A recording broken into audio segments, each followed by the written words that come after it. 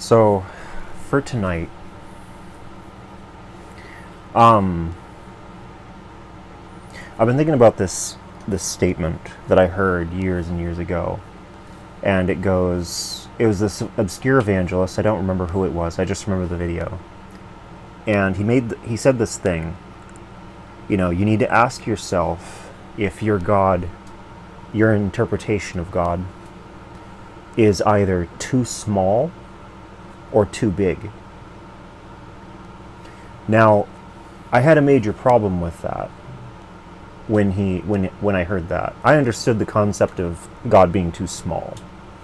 That's easy.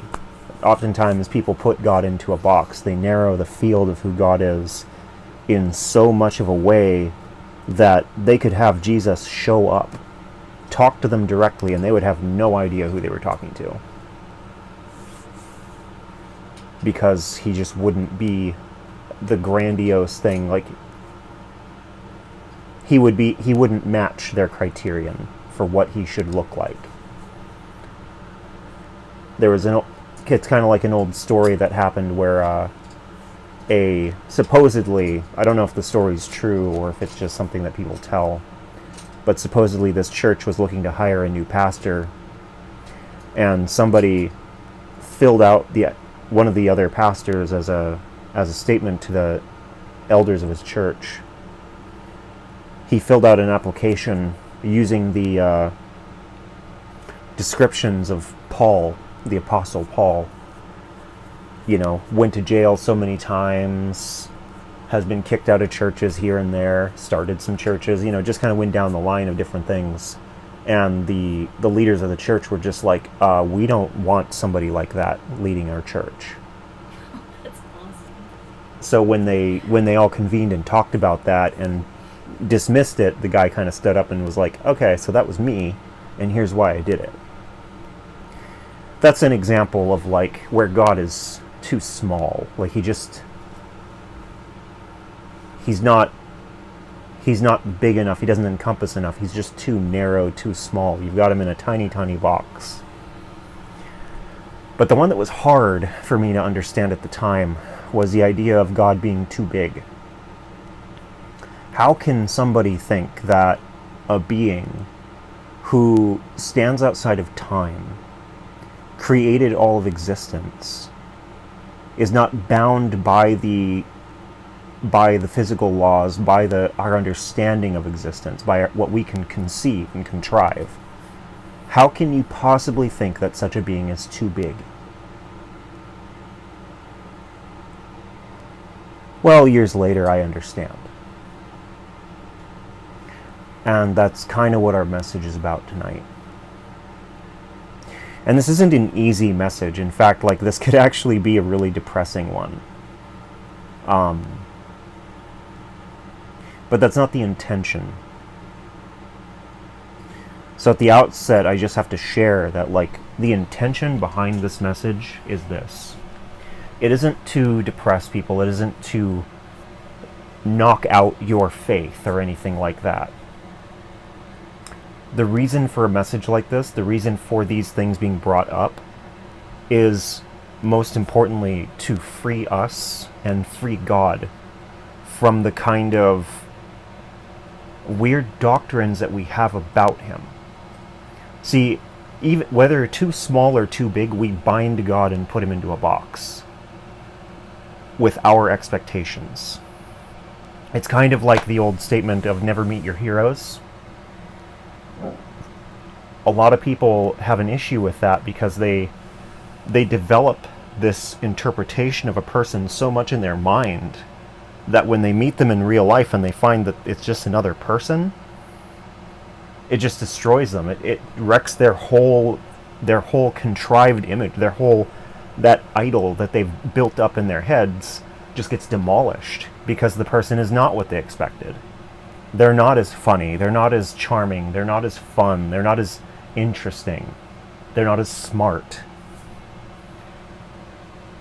And the reality with God is that even though we're not going to run into that particular problem, what we do run into with him that oftentimes separates us from him is that we have all kinds of expectations for what he's supposed to be like, for who he's supposed to be. And as such, those expectations rob us of an understanding of him as a person. And as usual, I use the statement as a person to just signify that God is an entity that has an individual personality, character, will, all those kinds of things. Not actually a physical person per se. Even if he comes as a triune being, there's still a person to that. So that's the thing, is that and a lot of these things are really common beliefs that we hold, and are actually really destructive, because it gives a false representation of God, a false representation of his abilities, a false interpretation of who he is and what he's about. And the reality is that the past couple messages especially have been kind of pointing in the direction of this particular one. When we talked about the waves, as it were, the various teachings of random people, and how it's only through the Holy Spirit that we're really able to understand God and his character, as well as last week's message about the enemy, and about the reality of Satan and demons, and their role in actively trying to diminish our understanding of God, to send us in the wrong directions, to afflict us and affect us in so many different ways, so as to tear us down, to make us believe lies about ourselves, about God, about everything around us. You can't, in the end, those are two things to bear in mind. And they point to this message, because tonight we're talking about where God is not who we think he is and who we say he is. And that can be very cryptic, but I'll explain. And the other reason for this is that, you'll find this stuff all over the place. It doesn't matter what kind of church you go to. It doesn't matter if you're a Protestant, a Catholic, a Mormon, a Jehovah's Witness. There's a lot of misrepresentation of God. And we're going to specifically be looking at the Protestant side of things, because that's what this church group is. It's Protestant.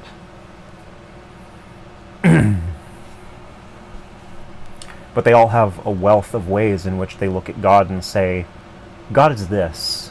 And it's well, actually, that's not entirely true. There might be a seed of truth to it, but that doesn't mean that it's the whole thing, the whole picture. And oftentimes that seed of truth can just be allowing us to be deceived by this statement.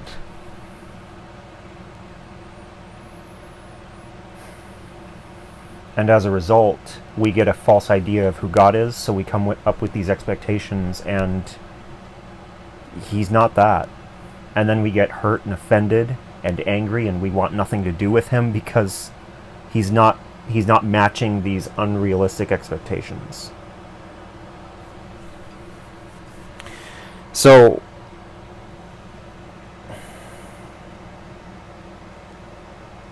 to start off with, just kind of covering a couple of things that we have discussed. Last week we talked about, well, the truth of it is this. God doesn't always get what he wants. So one of the hardest things to kind of wrap our minds around is the ideal versus the truth. I kept referencing last week, I kept making the statement that if God had his way, we'd all be a bunch of naked vegans tending a garden, or nudist vegans tending a garden. And like I explained last week, I'm not wrong in that statement. God didn't create the Garden of Eden to be destroyed by men's choices. See, we oftentimes think that this is a truth. We think that because God... We take the scripture which says, God knows the beginning from the end. Actually, we'll go ahead and read it. It's out of Isaiah 46, I believe.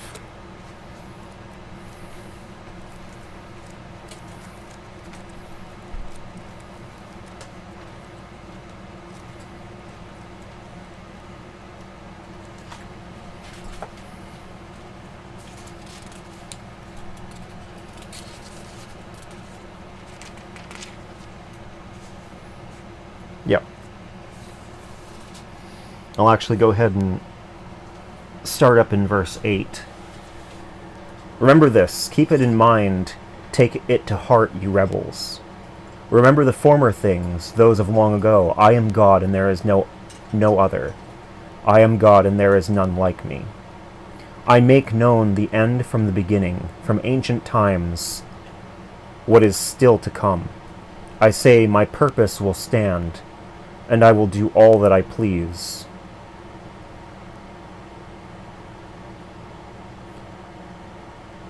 And we'll stop there. This particular passage, I make known the end from the beginning, from ancient times, what is still to come. I say, my purpose will stand, and I will do all that I please. Oftentimes that singular statement, I know the end from the beginning, gets kind of grabbed a hold of and taken as an interpretation to say, and interpreted to say, God knows the beginning from the end from the beginning, which means God knows everything that's going to happen, which means that God knows all things that could ever happen, which means, and this is where it gets problematic, that God knew exactly what was going to happen, and it was his will. See, the problem with this statement, with this particular mindset, is that it imposes the idea that God's will is in what's happening. God saying that he knows the end from the beginning is him saying, I know what's going to happen. That doesn't necessarily mean that his will is what's happening. That means that he knows how this is going to end. When you think about God, you have to think about a being who stands out so far outside of our dimension that he's able to pull the whole thing apart and see every facet of it all at once. Okay? And that can be a little hard to wrap your head around, but think about it in these terms. You think of standing outside of an aquarium. In that aquarium, the fish can't see past the walls. A lot of times the aquarium, there's a mirror effect that takes hold and the fish can only see what's there, usually. So you can walk around the aquarium. You can see the fish moving back and forth, and you can observe every facet of that aquarium. You can open up the top, you can see the fish, you can occasionally reach down, you can harass the fish, you feed the fish, you can change the water, you can see when it's getting dirty. All these different things are observable to you. And in a lot of ways, this is how God is within the framework of time and the universe as we understand it. He stands outside of this. And he's able to interact at different points. However, time, in and of itself, is in a constant state of motion in one direction. It doesn't reverse. It doesn't go backwards. It's like I remember one time when he explained it to me, he explained it as though it's like a river. It's always flowing. You can stop it, you can twist it, you can slow it down, but it will always go one direction. And the problem that we run into, and the funny thing is about a lot of this, is that a lot of physics, as they've been studying it more and more, is finding this more and more to be true.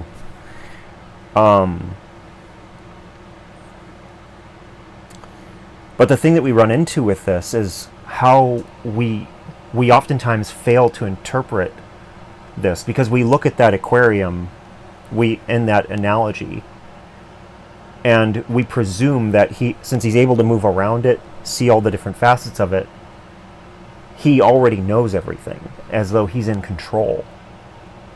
And that's the thing, is you don't have control over those fish. Those fish are swimming around freely in their world.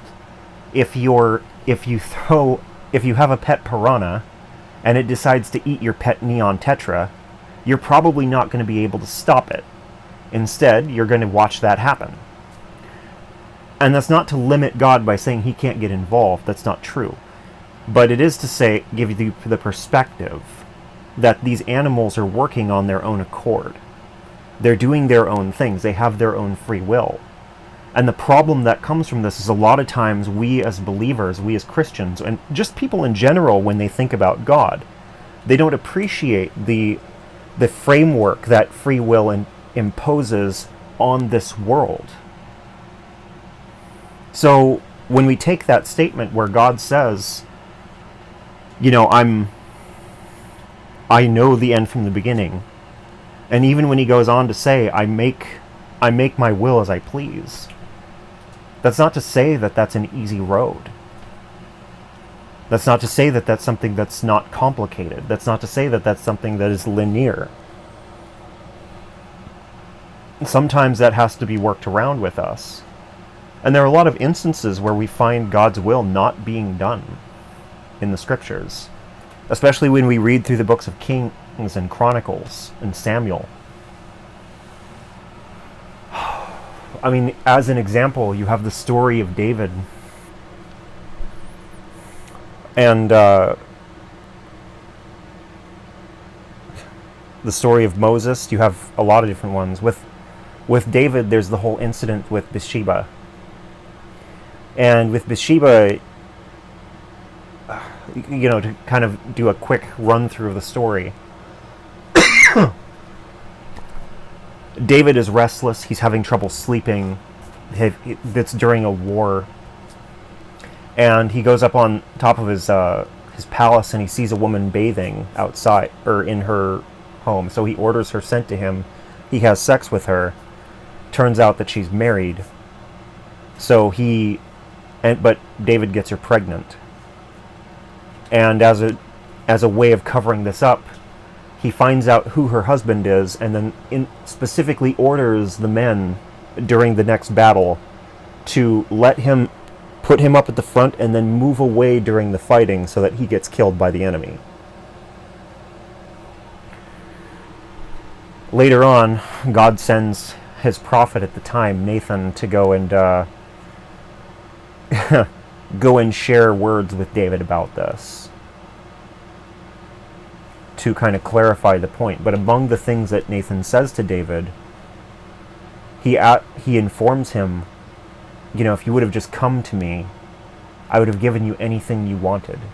But David did not come to him. He didn't turn to him. He didn't seek God's will in this.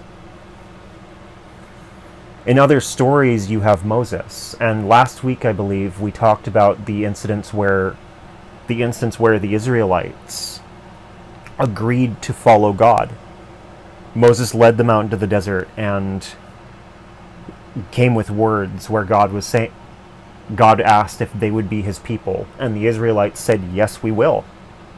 And so God gave words that they would be his kingdom of priests.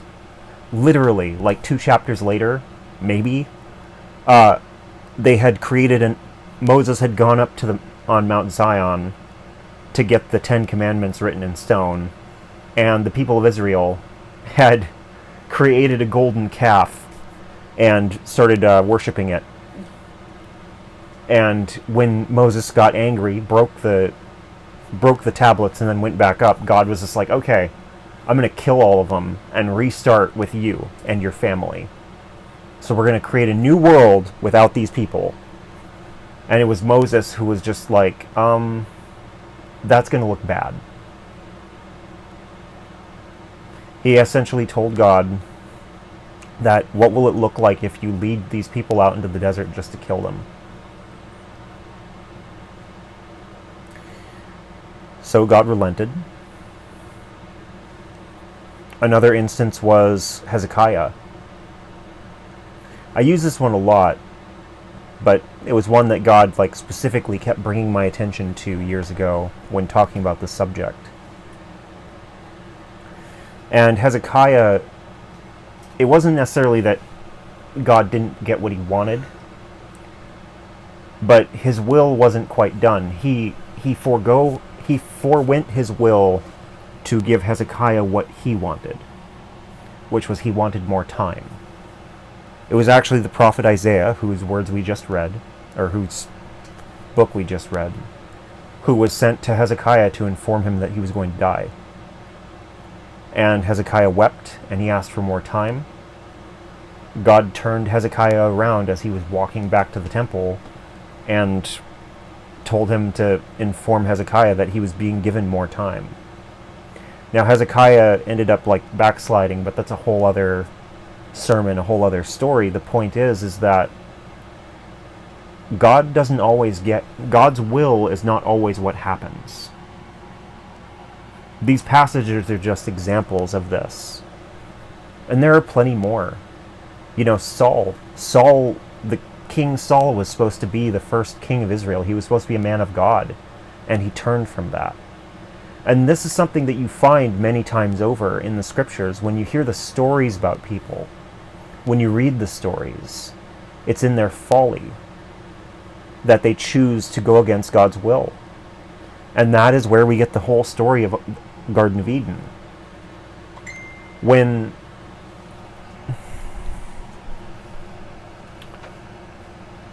When they were in the garden,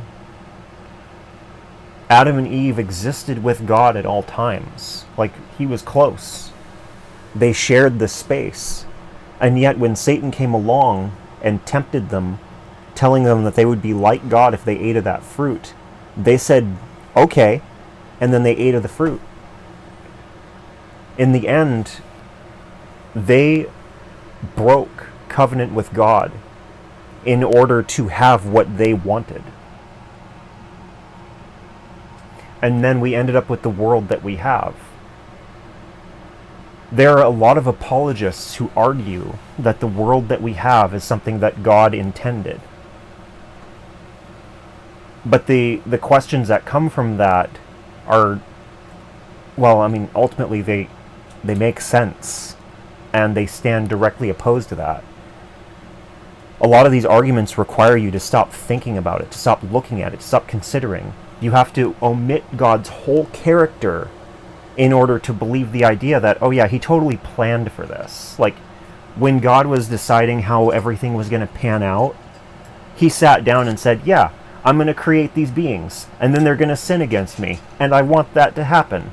And then I'm going to spend centuries trying to get them to come back to me, because I want that to happen. That's nonsensical. It's utterly and completely nonsensical, but we believe it. A lot of people do. We say that God has a plan, as though God's plan is for all of these terrible things to happen, and that's what he wants. And that's always been a gross misinterpretation of God's very character. And we'll delve into the whole plan thing in just a moment. But the biggest thing with this point about God's will, God has a will. Like, he has his own interpretation, his own intentions. And it's something that's interesting. Like, we'll kind of delve into that in we'll look at a scripture in just a moment, but it's this point about how God's will is clear to him, and he will make it clear to us, but we have to make the decision of whether we want that to or not. And the struggle that we run into every single time is our will versus God's will. The crux of love is that it has to be something that is given. If you create a robot that tells you that it loves you, but it has no will other than its programming, that's not love, because there's no choice involved. God created us with free will. Every being that God has created has free will to some extent. Whether you look at the angels, the demons, I mean, how would the demons have turned away from God if they didn't have the free will to do it? Unless, otherwise, in that instance, God would have had to have said, oh yeah, angels, you're going to turn away from me, and then I'm going to punish you for all eternity because you turned away from me. That's so incredibly far from God's character. And then on top of that, when you get into this realm of like his plan, but we'll get there. The will thing comes into play here and there. But it's extremely important for us to understand that our will is its own thing. And part of God's creation, part of the way that God has things laid out, is that our will matters.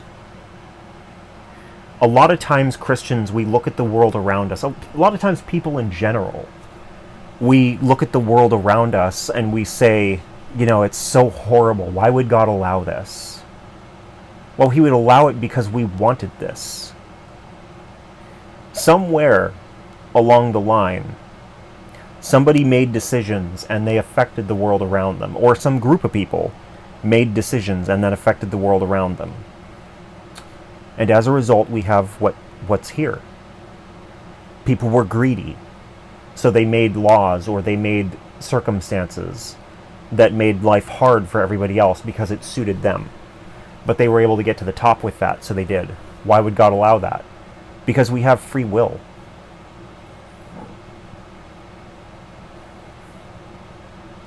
The downside of free will is that it's free will. We get to decide what we want to do, how we want to do things. And as a result of that, and oftentimes that is directly a result of the world around us, and how we want things to be is purely something that comes from us.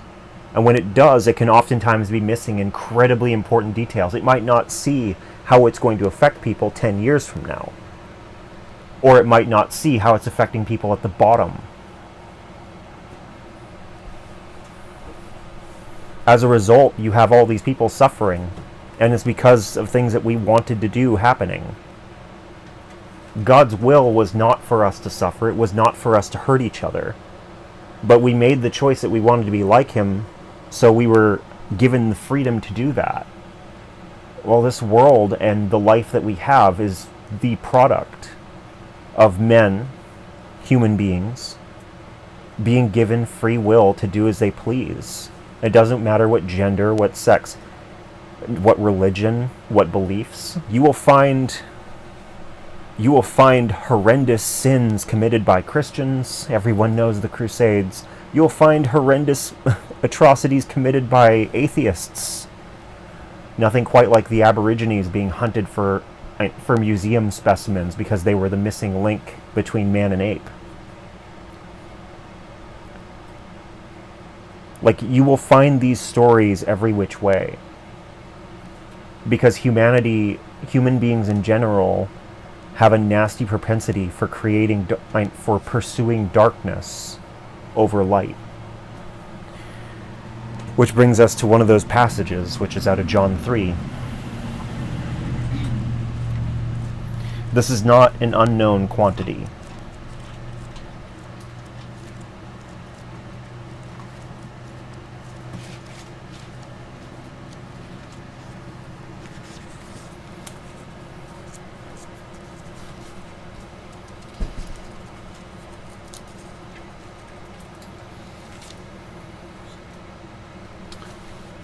In John 3, Jesus is talking to one of the Pharisees, Nicodemus.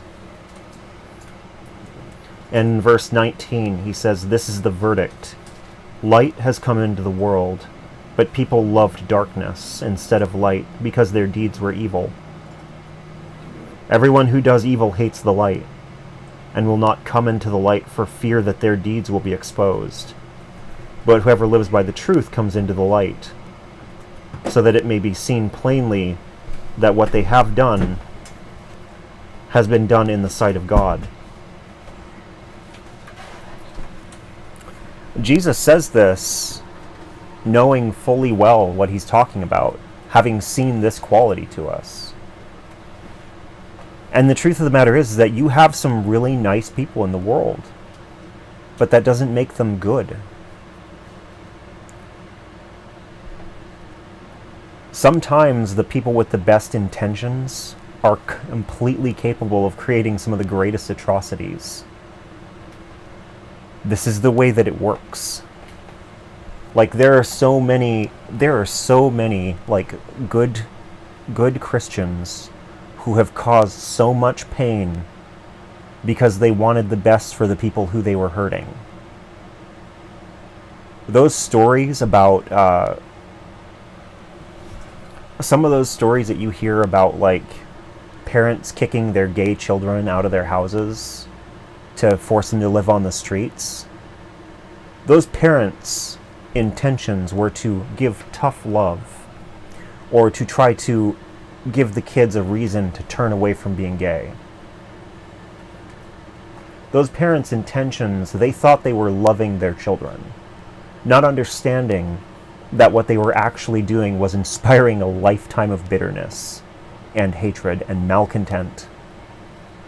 A lifetime, they were creating a paradigm in which those children would exist with deep-rooted issues with abandonment and rejection.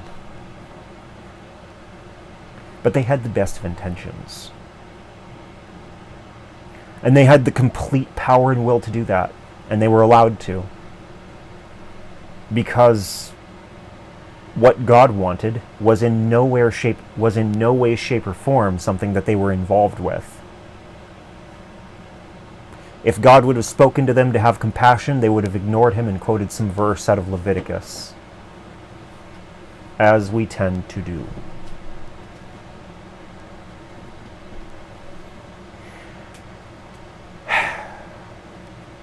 This is where free will exists and where it can become a problem, and how it doesn't matter what you believe in.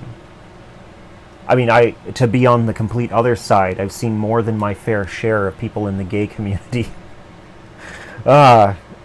demanding the heads of innocent people, or people who frustrated them in the most minor of ways, or maybe they just completely misunderstood because of something.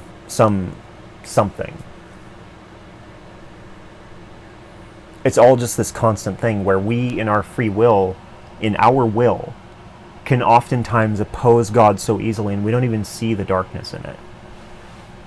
Because there's no comparison. And oftentimes with God, there are a lot of things that he would will that we would be frustrated with or we would deny. I mean, we have so many people who try to use the Bible to twist the words in it in order to make it satisfy our bias so that we can have the God that we want instead of the God that is. And that's where we get into that realm of God being too big or too small, and then we create our own interpretation of God, and then he's not really God anymore. He doesn't have his own character. He's just a big justification in the sky for us to believe whatever we want to believe. In prophetic circles, when I was growing up in those, you even run into this where there are plenty of people. One of the big warnings that people had to go through was you need to be for sure that you're checking and making sure that God is the one actually giving you these words, because otherwise it's just you saying whatever you want and saying God told you to do it.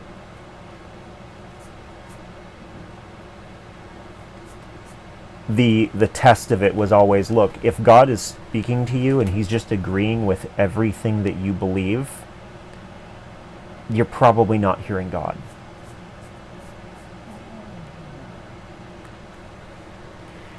So that was a thing that was kind of a gut check for people in those prophetic circles. Assuming they listened, because plenty of them didn't. Plenty of them just said, okay, well, that's true, I need to keep that in mind. But God told me he really hates Arab people, or Muslims. Did he really? Did God tell you he hates Muslims? Yeah, he really hates Muslims. Did he really? Yeah, they're his enemy. Are they his enemy or are they your enemy? And thus we have the kind of existence that the church has oftentimes lived in. Yeah, he created them. Right, exactly.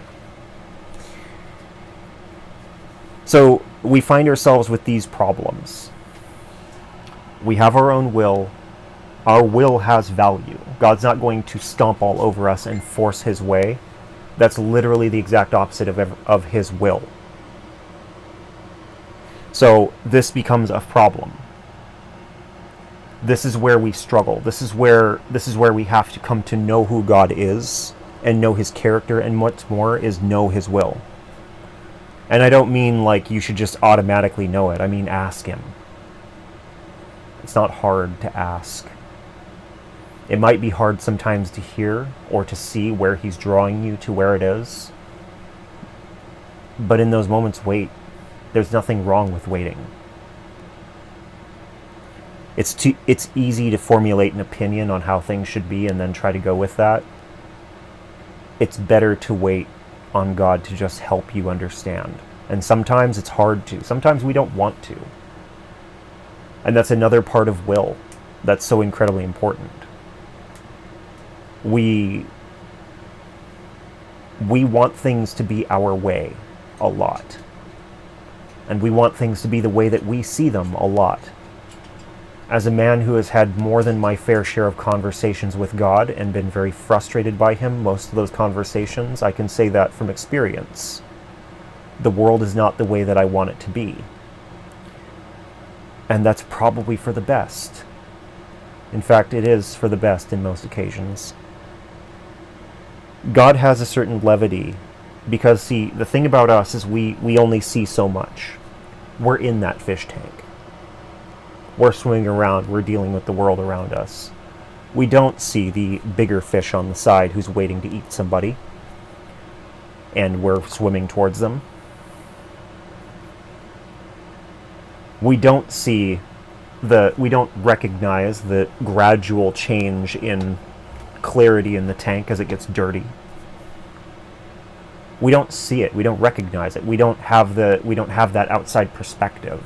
God does. He can tap on the glass in order to try to draw us back away, or throw a little thing of food in there to distract us from the direction we're heading, where we're going to get eaten. He has the capacity to do all those things. It's just we have to have the will to follow. We have to have the will to want to be close to him. And that's hard. Sometimes when all that we know is the world and the dark, the light is blinding.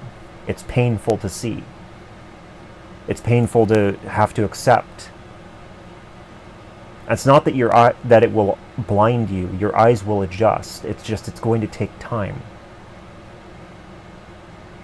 But it's a promise that what you will find will be better than what's lurking in the darkness with you.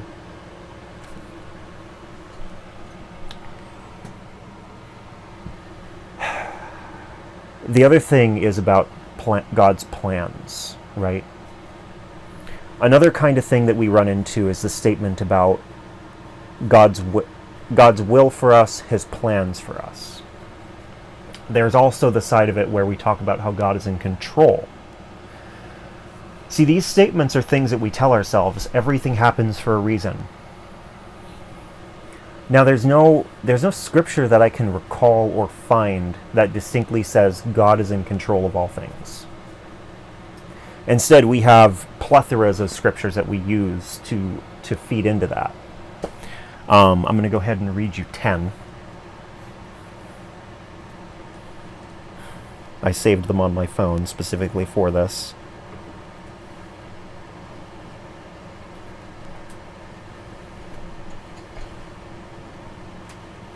Okay. Isaiah 55, 8 through 9. For my thoughts are not your thoughts, neither are your ways my ways. Deuteronomy 31, 8. The Lord himself goes before you and will be with you. He will never leave you nor forsake you. Do not be afraid, do not be discouraged. Psalm 73:26. My flesh and my heart may fail, but God is the strength of my heart and my portion forever. 2 Chronicles 2:17. If my people who are called by my name will humble themselves and pray and seek my face and turn from their wicked ways, Then I will hear from heaven, and I will forgive their sins and will heal their land. Psalm 23:3. He restores my soul, he leads me in paths of righteousness for his name's sake. Psalm 125:2. As the mountains surround Jerusalem, so the Lord surrounds his people both now and forevermore. Philippians 4:6-7. Do not be anxious about anything, but in every situation by prayer and petition with thanksgiving, present your requests to God. John 14:27. Peace I leave you. My peace I give you. I do not give to you as the world gives. Do not let your hearts be troubled, and do not be afraid. Ecclesiastes 3:11. He has made everything beautiful in its time. And lastly, Hebrews 11:1. Now faith is confidence in what we hope for, and assurance about what we do not see. These are all important verses to remember. These are all important subjects to talk about. These are all incredibly valuable. To understand that God is with you and around you at all times. To understand that he's never going to leave you. To understand that he has your back. To understand that Jesus does not give the way that the world gives. He doesn't just take it away because you make him frustrated or you annoy him. He doesn't just take it away because he's changed his mind. It's important to understand that God's ways are not our ways. The way he thinks about things, the way he sees things are completely different from the ways that we do. We've got tunnel vision and he sees all of existence. But at no point in time do any of those verses actually expressly say that God is in control of everything that's happening. But we take those things and we superimpose that message because it makes us feel more comfortable. That's not real. That's never been real. God is not controlling every demon or person or animal. God is not in every single thing that's happening. There are even points in the Bible where it says God sent this or God did that, expressly in the Old Testament, and it leaves you to wonder, are you sure he did that?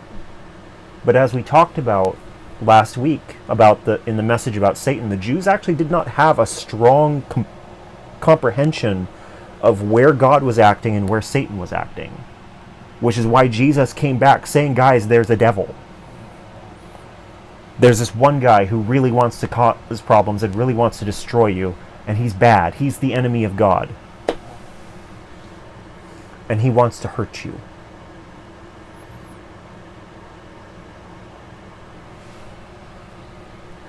But the thing that we run into is that within all of this stuff, God is not behind every storm. When New Orleans got wiped out a few years ago by hurricanes, that wasn't God punishing them for donkey shows and for pride parades and Mardi Gras. That was just nature happening. See, when we come up with the idea that God is in control of everything, or that God has planned this out to be this way, that's another thing that happens. We say that everything happens for a reason, and with that we make the adjustment to that statement that says everything happens for a reason because God planned it to happen this way. Also not true. There's no point in the Bible where it says that. There's no point where it says expressly that God made it this way. And a lot of Calvinists will argue that, well, predestination says, but the entire predestination doctrine that's so popular in 5-point Calvinism is a gross misinterpretation of what Paul means when he says that God predestined people to be saved.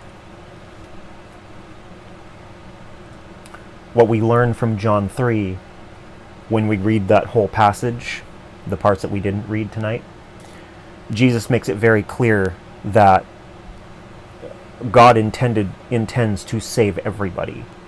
Everybody is predestined according to God to be saved. It's just whether or not we choose to be. Whether or not we choose to answer the call that God is drawing us to, or whether we choose to ignore it, or choose to say no, or choose to do whatever, we have the will to do as we please.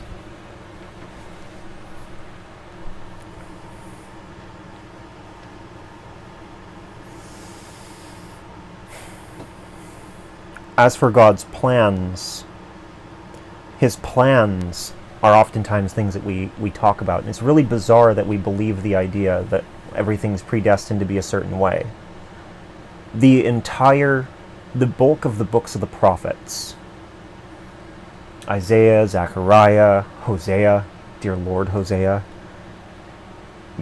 the vast majority of them are examples of God telling the Israelites, turn back to me and I will save you. Why would God spend so much time angry and passionately petitioning the people of Israel to come back to him if his plan was for them to turn away from him, be scattered in amongst all the world, and then have to send his son to die for everybody so that everyone could be saved? Why would he even bother going through the mess of having the kingdom of priests that Israel was meant to be? And a lot of apologist arguments come up and they say, well, it's said in Isaiah, it prophesies about how God's going to send a Messiah, and it's all these different places where it talks about a Messiah. Well, yeah, but that's still in the realm of this. Well, it says in Hebrews, I believe it was, that God planned from the beginning, and it was also in Ephesians as well. Yeah, God knew everything that was going to happen. He knew what it was going to take to get everybody on board, and even then, we're not.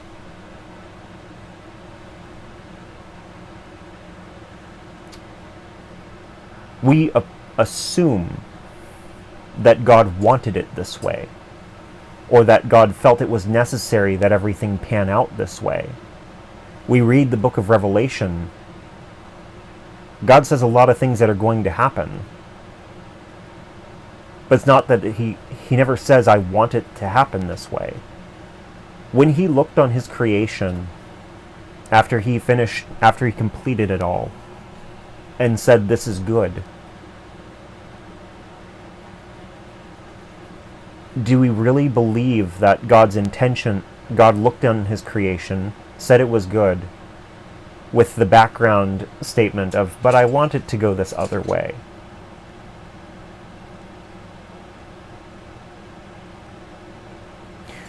In order to understand this, we have to understand God's character.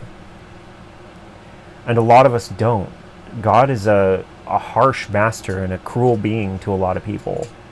And a lot of people are more than content to follow that. For whatever reason, we have it in our heads that the more scary something it is, the more powerful it is. And God is the most scary and most powerful thing, because he can send you to hell. I mean, even Jesus makes that comment. But we worship that. And that's a product of this world, not of God's design.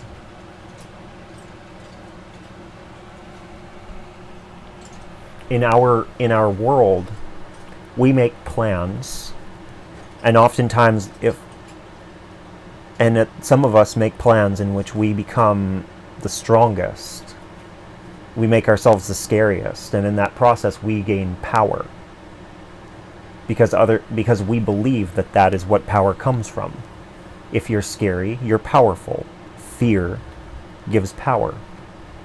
The threat of death brings power. But God spends so much time telling us to not be afraid and to not fear death. Jesus came to free us from death.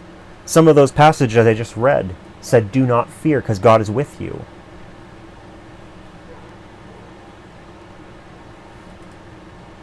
The God who we worship in this world is oftentimes not the God who created the world. We have a lot of fabrications.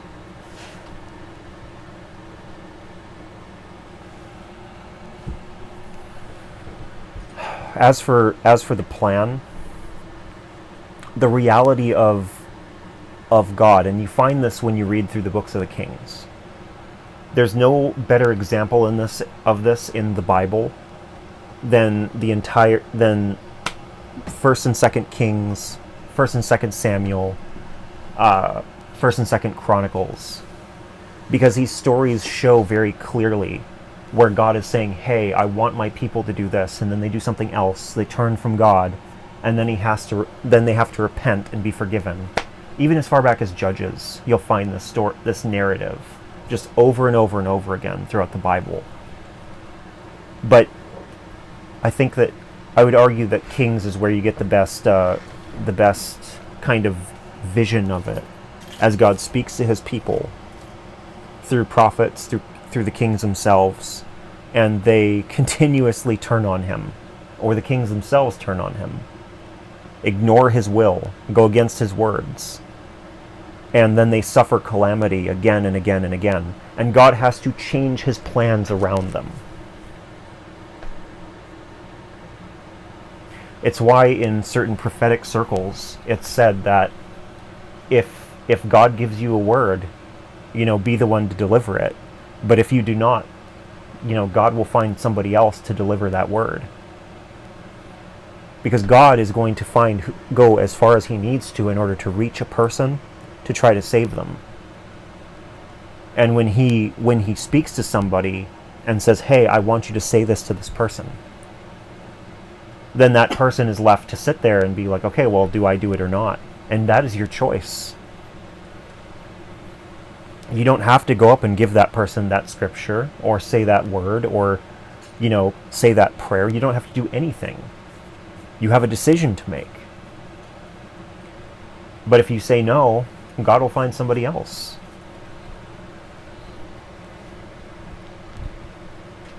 Because he's not going to give up on that. His will is for that person. And while it would be delightful for you to be the person to go up and share said word, or to be involved in that moment when God makes himself known to this person, that's his plan. Your choices may create a circumstance where that's not what happens. I know that I myself have done this on both sides, being the person who got to see that moment where somebody realized, oh, God's real, and he's heard my prayers. I remember I was going to this church. I was told that I was going to go to this church. He told me 2 weeks in advance which church I was going to be going to. And then he told me what the person was going to be wearing and what I was supposed to talk to them about. He didn't tell me what they were wearing until the night before, and he told me once I got there what I was going to be talking to them about. There was only one person in that entire church wearing a red hoodie sweater, and the word he gave me for her was about strife. And as it turned out, it related to her family, so we talked about that, prayed together, but it was just this moment where she's like, this obscure person who I've never met in my life before, has no understanding of who I am, is walking up and talking to me about the strife that's in my life and about how God is moving on this to remedy it, that he's heard your prayers. It was just this moment of clarity where she got to see firsthand that, oh, he did. These prayers were not in vain. On the flip side of that, I've also had the other situation where God gave me a word and I didn't do it. I sat there and I deliberated, and finally it came time to pray for those people, and somebody else got up and said the words and said the prayer that I was supposed to get up and give. It felt bad. But in all of this, it's to highlight the fact that God's plans are not always things that happen. Because, again, his will and his plans are tied to one another. And his will for us is the best. So he creates plans with that.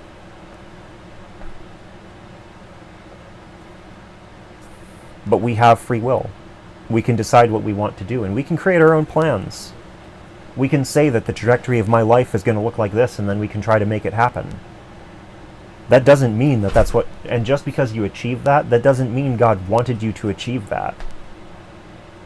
There are instances in Isaiah where God talks at length about people who are coming in the future, and the event and the things that they're going to do.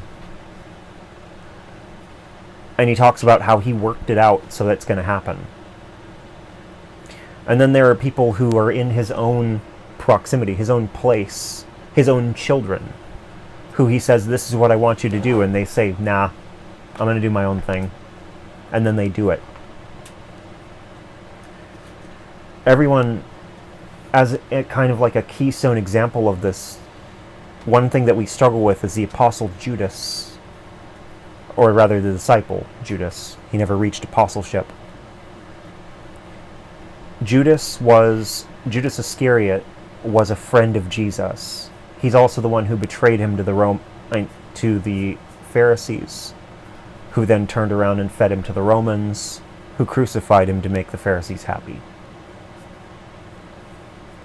Judas Iscariot walked with Jesus for most of his ministry. He was close to Jesus, he was close to God. He knew him, and he still betrayed him. That's what free will looks like. Oftentimes it's cited that at one point it says that the devil went into Judas. That's in John. But it only happened after Judas made the decision of what he was going to do. They were sitting at the table. Jesus leaned over to him and said, what you're going to go do it quickly. Judas made the decision, and that's when the enemy entered into him.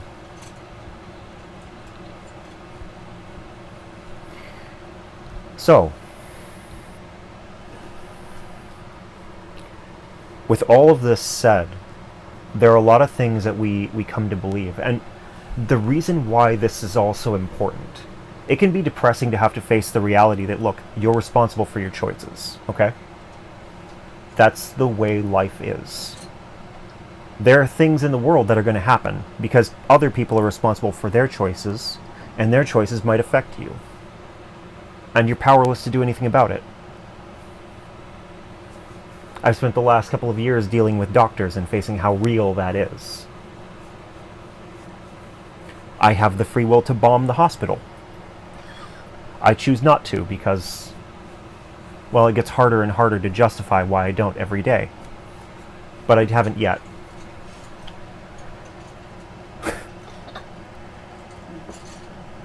This is the way it is, though. God has his own will. God is an active party trying to save the world, trying to save our souls in the process of this world that's headed for destruction. He knows it is. The entire book of Revelation talks about it. He doesn't say it's what I want, he says it's what's happening.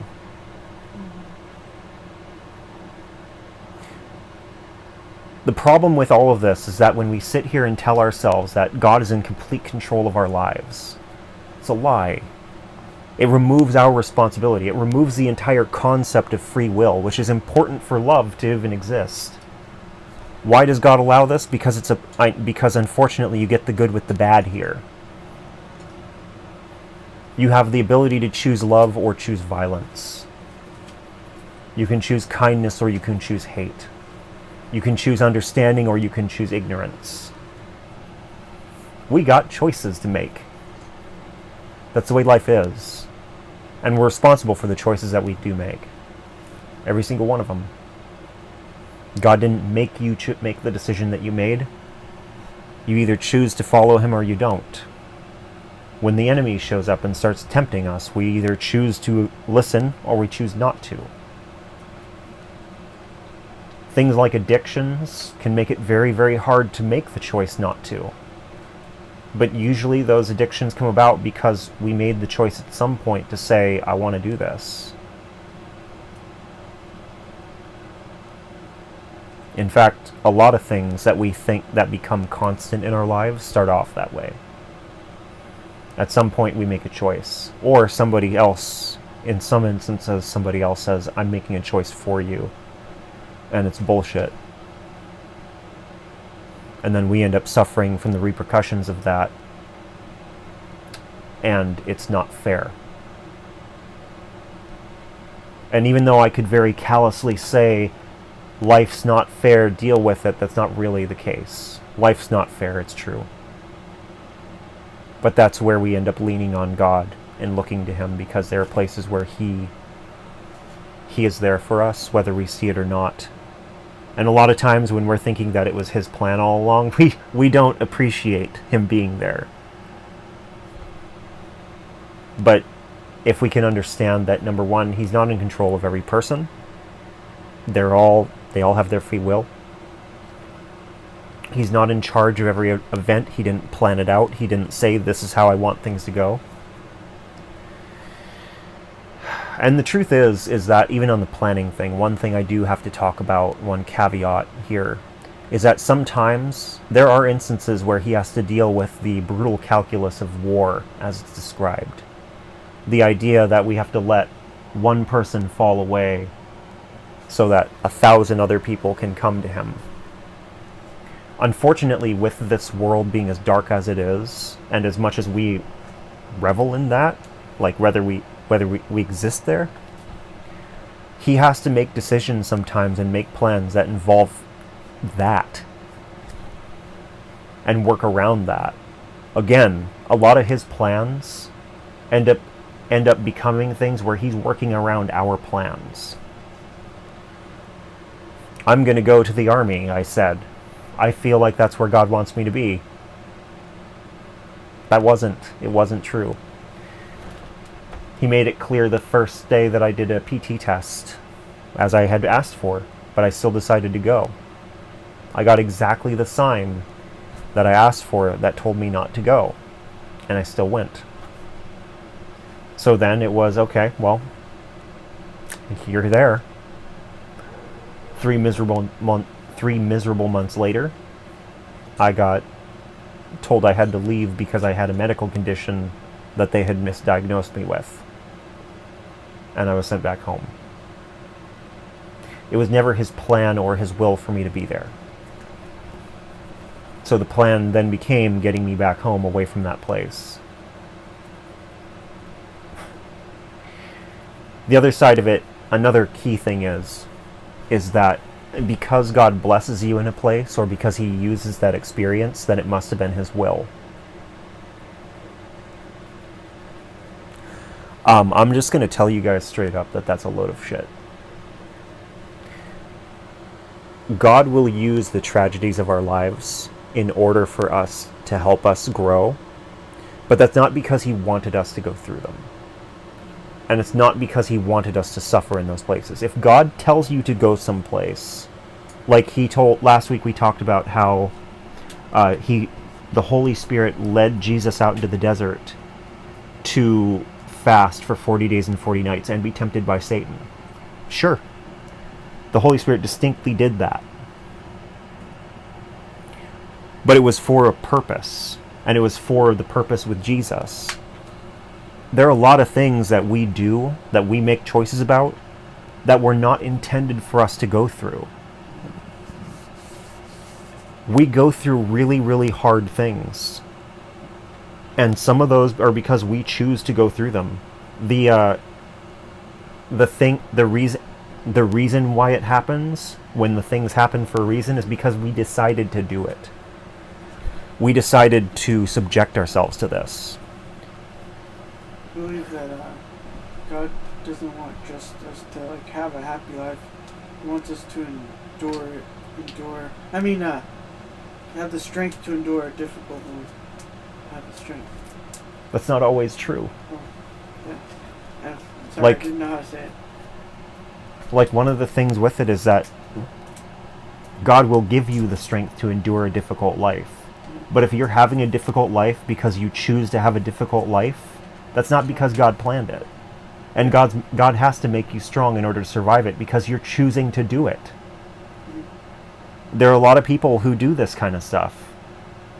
I've got like I can think of one friend who believes in Odin, and he asked Odin to test him. He got tested and he failed miserably. Miserably. And yet God has had to be there at this guy's back trying to push him along to get him through life because he keeps making decisions like this. He chooses, I'm going to believe this other God instead. That's not his plan. Yeah. And the truth of the matter is what God calls us to is to have peace in the midst of this difficult life. God is our strength. And he will help us get through all of this. But more than anything, he'll help us get through all of it with the sense of peace of knowing that it's okay. It doesn't feel okay, it feels terrible. But to know it's okay gives us a sense of peace and hope that can allow us to progress through.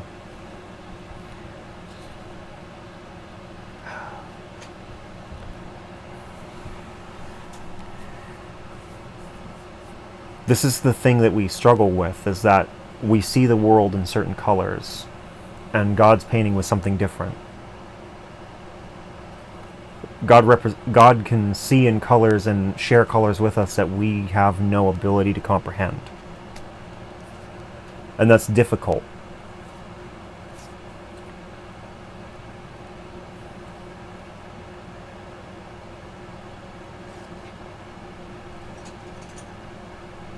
It reminds me of the story The Giver. I don't know if book. Yeah, it's a popular book. I don't know who's read it or not. But in the story, it's this fabricated society where everything's controlled, and you don't learn that right away. The way it plays out is you just get the perspective of this kid, and he starts trying to explain how he saw this apple and it changed, and there's no context for it. He has trouble explaining how it changed until later the giver, as it were, explains how, well, what he saw was that it had color. They had bred everybody to only be able to see in black and white because it would remove things like racism and issues with like preferences and different things like that. A lot of strife that could be created by people preferring different colors or liking or clashing things, fashion statements, art. It removed the whole problem that those kinds of things create. But the kid had such a hard time explaining how this apple changed. And that's kind of the way that we see things a lot. We see things in black and white. We see things as it has to be this way or that way. We have tunnel vision. We have dualistic thinking. God sits outside of that. And he would lead us into an existence outside of that. But it's hard when we see him in that same dualistic kind of thinking. We see God as black and white.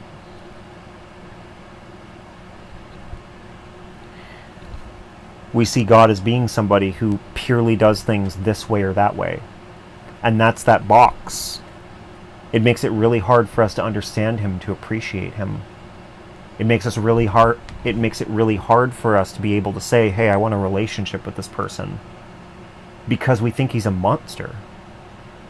He's this obscure alien who makes life hell for us because it was part of his plan. Everything that he's been doing has been to make up for the fact that we decided we wanted life a certain way. And now he's had to try to change all of his plans in order to compensate for our plans getting in the way of his plans. That's the story of the Bible in a nutshell. God reaching and us saying okay and then turning away from whatever he gave us. And then him reaching again and not giving up until the end.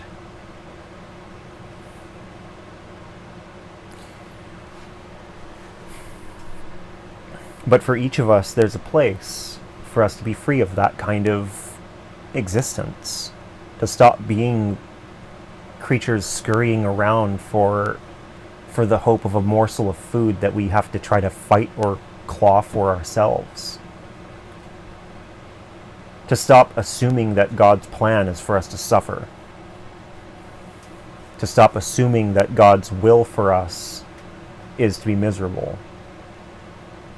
To stop saying, he's in control and then wondering why everything's so bad.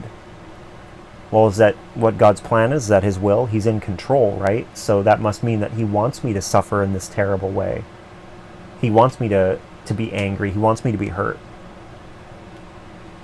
That's just not true. And these kinds of doctrines are things that we manifest and we complete and we carry on. There's a lot of them that are where they have a truth to them. Because even with the thing about God being in control, he has control. He has the ability to have control. But that's only where we allow him to. Because he's not going to impose his will on us. He's not going to force us. He's always going to let us choose. In the scriptures it says that he stands at the door knocking. He doesn't kick the door down and force his way in. He doesn't make us do the thing. He stands at the door and he knocks. That's his character.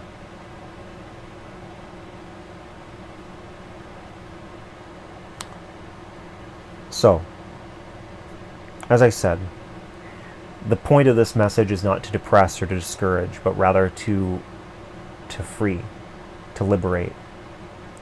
Because those mentalities, those specific kinds of thought processes, those are the kinds of things that Satan uses to make us believe things about God that are not true.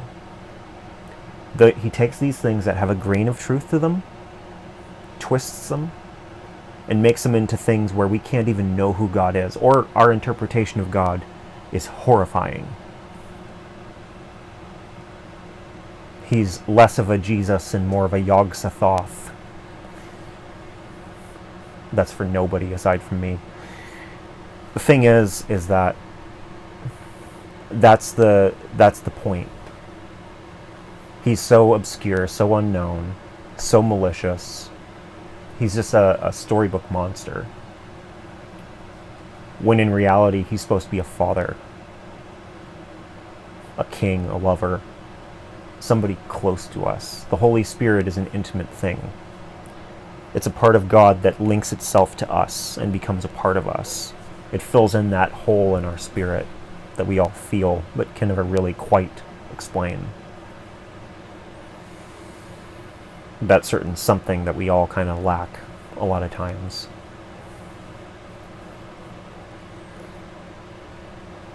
But it's impossible to have that when we believe lies about him.